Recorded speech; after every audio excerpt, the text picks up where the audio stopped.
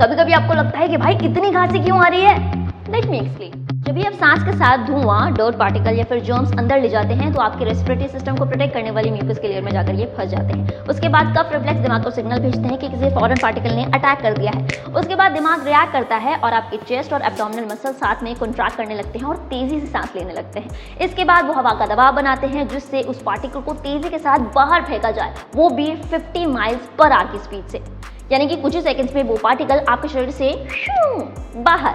और यही कारण है कि जब आपको फ्लू होता है तो आप लगातार खांसते रहते हैं, क्योंकि आपकी बॉडी आपके रेस्पिरेटरी सिस्टम को क्लियर करने के लिए काम पर लगी रहती है। एंड रिमेंबर, ये पार्टिकल्स या फिर जर्म्स फिट के साथ बाहर निकलते हैं जो कि दूसरों के लिए डेंजरस हो सकते हैं। इसलिए जब भी आप खांसें तो अपने हाथ या फिर रुमाल का यूज करें। तो अब जब भी आप या फिर कोई और खांसे तो इरिटेट ना हो। Pay thanks to your body for this amazing natural process.